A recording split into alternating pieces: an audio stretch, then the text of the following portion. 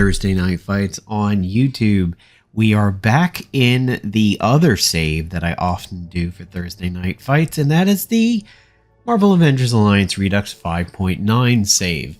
This one is considerably more advanced than when I'm over in my beta 6.04 save, so you're going to see much higher gear and more robust and developed characters in this particular video. A lot of the videos lately I had been doing the 6.0 characters, and they're a little bit not nearly as further along as this particular save. So as you can tell, this is being filmed using Marvel Avengers Alliance Redux Beta 5.9, which is a closed beta version, as is Beta 6.04.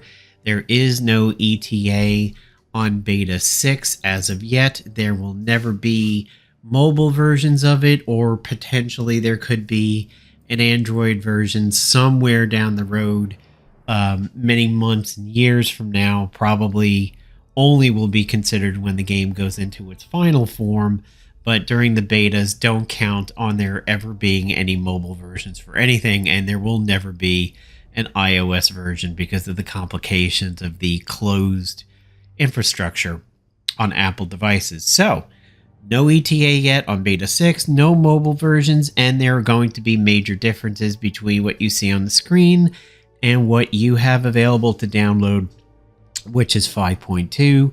That is linked below. The Facebook group is linked below. The Discord is linked below.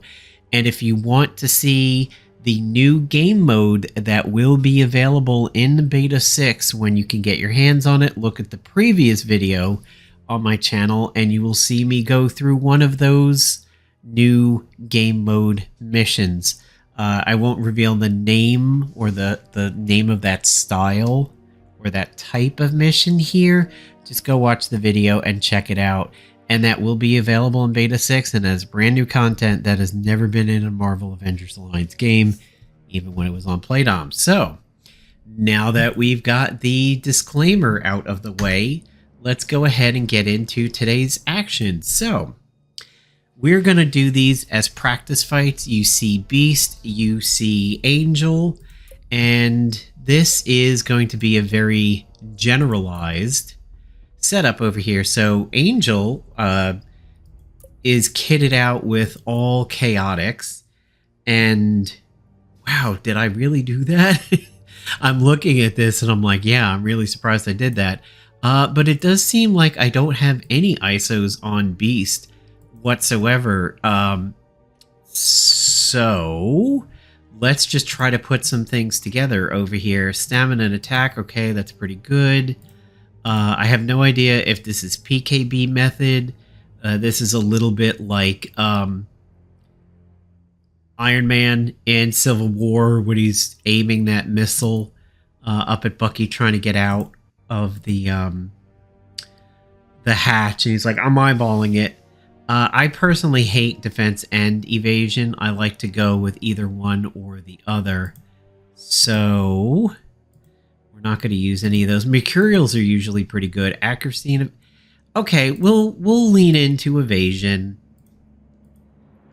Pretty good there. Let's try to get some health in there. Green is good for that. What are we going to get out of resilient? Now we're getting defense out of that one. Lasting. Getting defense out of that one. Sturdy? Nope. Yeah, sturdy sounds like defense. So does durable. Steadfast. Okay, steadfast is good. All right. That's not particularly bad. A little low on the accuracy. Evasion's good. Stamina and attack are good. Health is a little low. Remember, for attack, Beast is able to buff his own attack by using his non-attack abilities in a round, his 2 or his 6. Right now, there is a bug where Beast gains his Call of the Wild buff regardless of whether he attacks or not. And in 6.0, one of his bugged abilities is actually fixed, as people saw on the stream this week, because I recruited Beast. Unfortunately, my Beast only has his level 1 and level 2 abilities over there, and I don't have Angel recruited, so that's why we're not doing this in Beta 6. We have the Neurotrope, the Ionic Sledge, the Ferric Shield, and the Blade of the Guardian. Here's the deal. Here's what you're going to see in this one. This is all about rising up buffs. Beast gives them. Angel gives them. Angel gives them on his level 1, so if you can make him get a counterattack due to the neurotrope or what Beast does, that's another attack that is spreading rising up to your team. The Ferric Shield gives me rising up buffs when I'm attacked, so what do I want to do? I'm using the Blade of the Guardian to bring the attacks to me so that the Ferric Shield actually works. The Blade of the Guardian gives me buffs, and the Ionic Hammer works well with that too. I don't know off the top of my head if there's any finest hour. Oh yeah, okay, the Ionic Sledge is, yeah, that's really why the Ionic Sledge is there, is because when I am properly buffed, that's the big hitter. So I go first, so I'm going to open up with the Neurotrope. We see a Protector Agent over there. Oh, I am a Scrapper, because one of the least threatening things to attack me is a Bruiser. I don't want to be an Infiltrator and have a Scrapper coming my way. I don't want to be a Blaster and have a Tactician coming my way. Or activating counterattacks by being a Tactician, having an Infiltrator come my way. Scrapper, to me, is one of the safest. Plus, we have some generalizers over here in Beast and Angel, so I'm not really too threatened by that. I'm going to hit the enemy agent, who is going to tank with the Blade of the Guardian, so I can start my buffs going. I always find it funny that the Blade of the Guardian has that sort of very pronounced, magical-looking attack there when it's a blade. Oh yeah, what you're seeing right now is hyper combat. This happens because of the signpost at times, so basically a whole lot of things just sort of fired off at once. Plus my counter attacks were queued up. Yeah, this is one of the things that will be fixed in beta 6. There are far less things that cause what I call hyper combat. So my god, what a huge hit from Beast there. I don't need to go with rising up because we are buffed pretty well. I'm gonna go with lead. So lead the charge is broken in 5.9. It's not going to give the extra turns. However, that being a quick action is just a little bit extra damage. What I should do is try to Guardian Angel myself, but Quicksilver I don't think is going to get it done. So I may as well just Absolution him. And it is pretty solid damage. And there's the Generalized. That's why I'm not particularly scared to bring attacks to my agent with this team. I know I'm going to be able to turn off counter classes if I need to. Plus, these two are generalists, so I never have to protect them. I just have to protect my agent. Holy shit. 10k from Beast. Okay, so that was very, very dicey. We are 1-0. It looked worse than it really is, mostly because of hyper combat. If that had not happened, it would have looked a little bit better. Lots of stuff just was on autopilot, and oh my god, we've got another one of these signposts. Very different team this time. We've got Scarlet Witch and Invisible Woman, so we're expecting lots of shields. We have... Oh, it's Agent Valentin! Oh, this guy is infamous. This is the guy who several weeks ago, about a month and a half ago, I think it was, switched classes from Bruiser to Infiltrator mid-match. He is a Bruiser. So I want to walk around him. He doesn't seem to be protecting. So I'm just going to go for Invisible Woman and get my Scrapper bonus going. Huge leading hit from the Blade of the Guardian. We got buffs. And we just punched her out. Well, okay. And oh, alright, massive overkill. Chaos Shield is up, but it didn't land on anybody. Oh, that sucks to be you, bud. So War and Peace is the ability that this week we confirmed is working. Here's a little bit of a trick with War and Peace. War and Peace counts as a non-attack. It says anytime this target attacks somebody, no matter what they do, Beast will counter. It doesn't have to be aimed at Beast, could be aimed at my agent or Angel. But if I was to, for example, pop this on the enemy agent and he opened up with the hot shot, Beast would counterattack him. Here, you may say, well, Napalm, wait a minute, why don't I just attack him? Beast has been doing good damage, maybe that attack will kill him. When you use War and Peace, it activates Catch 22, gains a bonus to attack any turn Beast does not attack.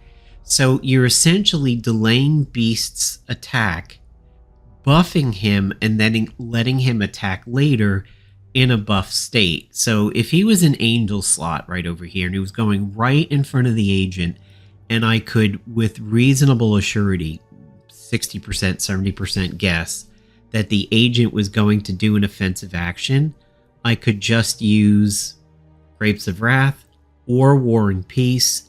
I would get the buff from Call of the Wild. I would be buffier. No pun intended there. And especially if it's War and Peace, we know Beast would counter, and he would counter with increased stats. In this case, I'm not going to do that. I just want to guarantee that I generalize him because of my agent. And let's go ahead and do Absolution. So the agent is almost dead. We are buffed to hell at this point. A counterattack from the Fury, but we know he's going to... Oh boy. He actually died to the dots, but he has a hot on him. And hots are bugged in this version. They sort of resurrect you from the dead. He's got the Phoenix Rebirth going on over there. So he died, but then the hot kept him from dying. Technically, the hot is supposed to apply first, then the dots, and it probably would have killed him. We're going to do that. We know he's not going to live, so we don't care about the enrage. He's generalized anyway. Massive overkill. Cheshire Cat. He's out of there.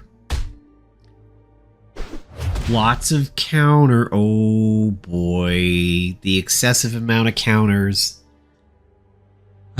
So this is the kind of the opposite of hyper combat. This bug that you are seeing is because of the Magneto shield. There is something wrong in 5.6 and 5.9. It's definitely in 5.9, but I think it was in 5.6 too. That when Magneto shields pop, the remaining scrolling text in combat just absolutely chokes. If I gain more than just fortified on my agent, I'm going to close the game and we'll have to get a replacement combat in here because, yeah, okay, forget it. We are going to be here forever. It's almost like the game is doing NASA science levels of calculation in the background and it can't keep up. One of the developers would have to really describe what is going on there and is causing it.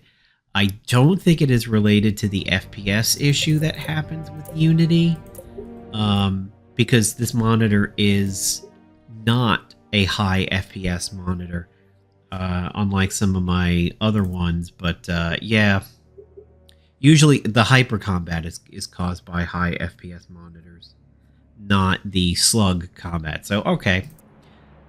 We will have to redo it, and we get this team again. Let's do an example over here. War and Peace on hold. Let's see if we can get this to fire off. I think in 5.9, no, it is bugged. I don't think it's going to work. But see, he gained Call of the Wild, Hulk recharge, so it wasn't going to fire off anyway. Get some damage on the agent. He's protecting anyway. She's protecting.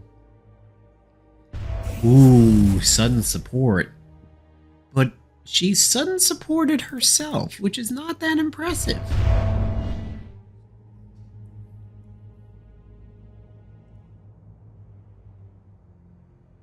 There go all the buffs. So we are super buffed at this point. We're so buffed, we're into Blessing of Heroes mode. On my agent, we're going to swipe the enemy agent. Big damage. The protector is out of there. Angel pre-generalizes Quicksilver. He's going to pay for his troubles because he did an AoE, which means everybody's going to attack him. I'm telling you, man, don't sleep on Beast's damage. Everybody's like, yeah, but Beast is best as pesty bestie. That is true. However, at this stage of the game, don't overlook pesty. He gives you what Cyclops can give you, but a little bit better. Oh boy. There's the Ionic Sledge hit. Yeah, that's massive. He gives you that counterattack just like Cyclops does, but you get more robust buffs. You don't get a flanked out of it. That is true, but you're still in pretty good shape there. Okay. Aspersio hits all enemies. That's not a bad thing to do at this stage. However, we do like the Rising Up buff, so let's have Angel do that now. Personally, you know, talking about Beast and Pesty Bestie, my favorite Angel is, of course, Archangel. Archangel is an absolute sleeper character, especially when paired with other X-Force characters. If you pair him with Psylocke, Psylocke gets Fatal Blow on her level 9, and Angel gets Stealthy, thanks to X-Force Psylocke. Really fun team that I rode them to Adamantium in two very different periods of the game. I wish I had some AoE at this point, because anything I do on this agent is a waste. They're just about dead. But I'm going to Ionic Sledge it because I want to see the damage. Solid. I mean, not earth-shattering solid, but it does heal my agent. I'm going to generalize Hulk so we don't have to worry about the bruiser on the scrapper. He recharges again.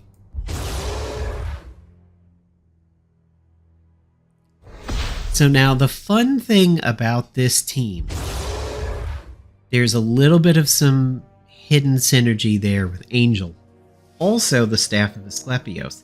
Staff of Asclepios and Angel provide Blessing. Blessing says any heal that you do heals more.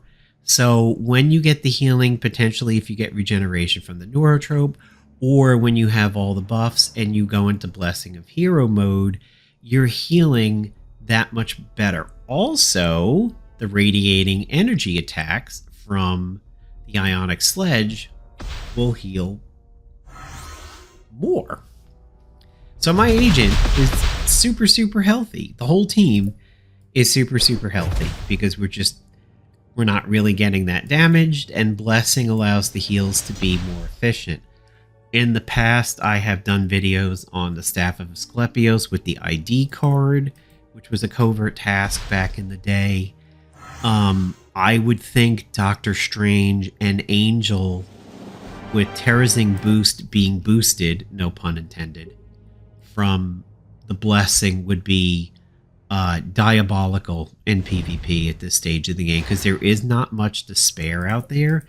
I think between Angel giving you the ability to res a character if you land the ability properly, Doctor Strange with his shield and his Terrazing boost, I think it would be maybe slow in terms of the damage, but I think they would walk through just about anything. So we'll do one more after this one, and I think I've sort of lost track of how many we've done with that crashed combat. Okay, well, Flynn from Tron is gone. Emma Frost unlocks potential on Thor, which would get rid of a debuff if he had any. And she psychic tapped Beast. Alright, let's do Aspersio. Well, let's see, how are the buffs? The buffs are solid. Alright, we'll do Aspersio. And then for you, let's see if we can get Thor to activate War and Peace, and maybe that won't trigger the mental tap, the psychic tap. It didn't. So Beast should be counterattacking this. And he actually does in 6. We tested it all this week and it was really, really, really good. Barrack Shield hits for a reasonable amount. Barrack Shield is not really there to be used. It is to it's there to have the buffs granted. When my agent is attacked and I have that piece of gear on, I have a chance to create a rising up buff. That is why I'm having my agent tank. I'm going to show Farewell to Arms for you guys. It's really very, very low damage. Well, actually, that's kind of solid. Yeah.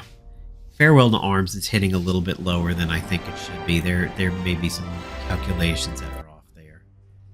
All right. We'll go ahead and do one last fight. And then we should be done. It's Agent Flynn again. Unfortunately for them.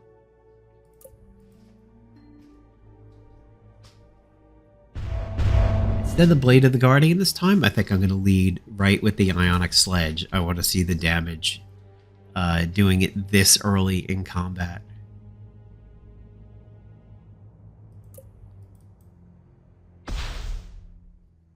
Solid, not enough for the kill, but a good heal.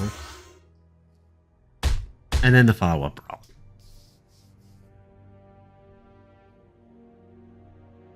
Ooh, it said Fury as if the agent was going to counterattack, but he just straight up died. Do this on Thor. Add a little extra buffs for the team.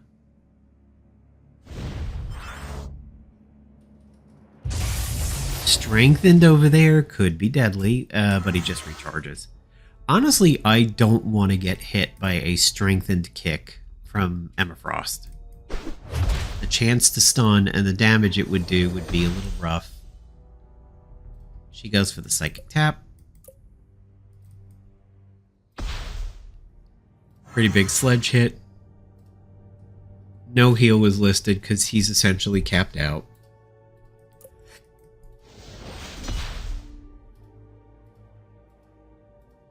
If Beast was lower, we could attempt to prevent his death from Angel's level 9, but we don't have to worry about it. So, really, really fast combat there. Aside from that first one where we had the hyper combat, things were pretty easy. This is a very healthy team. They had a lot of sustain. You could change up the gear a little bit, but honestly, this is one of the best ways of kitting it out. Neurotrope occurs later in Season 1. The Ferric Shield is from that very Iron Man-oriented Spec Ops. The Ionic Sledge, the Ionic Hammer, all the Ionic gears from the Wonder Man Spec Ops, and Blade of the Guardian is from the store relatively early on. Not as early as the Rocket Pistol or the Coulson's Revenge, but you do get it relatively early. This is a remake of a video that I actually did back when the game was live, and I don't remember exactly the gear that I ran, but I think it was similar to this. It was a proof of concept that Beast in his not Pestilence form was still worthy of it. Angel we did see in PvP after he was released. One of the best things you could do was put him in the center. And when your defensive team was attacked, it was hard for humans to click around Angel with his giant techno-organic flappy wings, so people often wound up targeting him and not who they actually wanted. And yeah, Pesty's buffs are really good. His damage is not to be laughed at, and the fact that both of them can generalize, really not a lot of things are a threat out there. You could take away the Ferric Shield and put in a piece of healing gear to make Angel's Blessing be a little bit more effective. Like I said, the ID card could be good for something like that. And you could probably even, I mean, there are no defensive PvP matches anymore, but back in the day, you could take Pesty out and put Doctor Strange in there and bank on a Blessing and a Terrazing boost to really keep your team healthy. And maybe Angel would hit a lucky, res buff on somebody and protect them from dying. So, there you go, guys. There's Thursday Night Fights. Be sure you check out the video on my channel before this one to find out about the new Marvel Avengers Alliance Redux game mode that will be coming in Beta 6. And again, there is no ETA as of yet, so just hang with us, be patient, and it should also be clear that these videos do not imply Beta 6 is quote-unquote coming soon. I see a lot of commentary that people sort of assume because I'm doing these PvP videos that it means Beta 6 is close to coming out. I can neither confirm nor deny those things. Sounds political, sorry to say it, but it is true. There is no ETA as of yet. These videos are simply to provide strategies for your PvP game when you do get to play Beta 6 and maybe spark some team up ideas for you guys. Thanks a lot, everybody. Have a great weekend. Stay safe.